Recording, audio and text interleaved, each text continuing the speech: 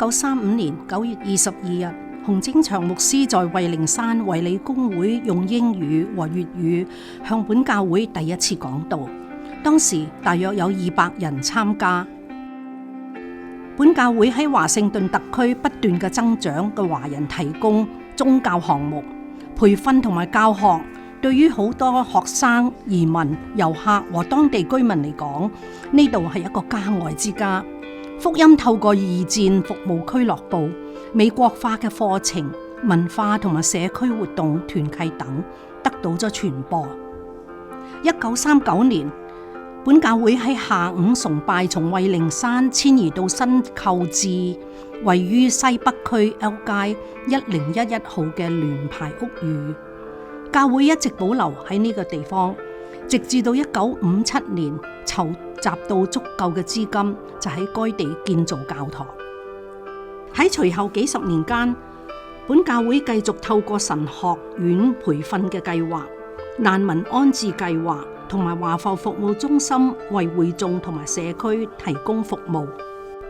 20世紀70年代同埋80年代，我哋慶祝咗成立35週年、40週年、45週年同埋50週年金禧嘅盛典，更還聽咗貸款。洪牧師喺1984年5月4號去世，呢一日被定為佢嘅紀念日。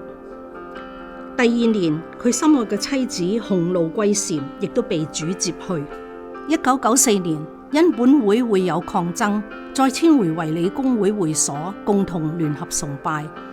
直至到2006年購買咗喺中國城西北區 I 街500號現在嘅歷史建築物，繼續教會嘅事工。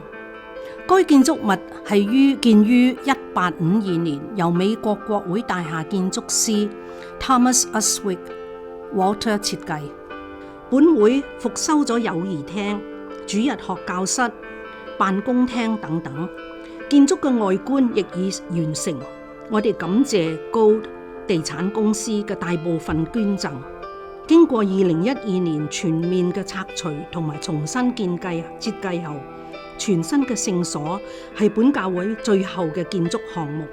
我哋獻斷歸榮耀俾上帝。會眾最關心嘅係繼續忠誠地喺上帝嘅國度裏邊侍奉。未經中華基督教會邀請會眾所有嘅人透過主日崇拜、粵語、國語同埋英語、主日學課程、查經班、團契、禱告會同埋社展外區一同成長，一同侍奉。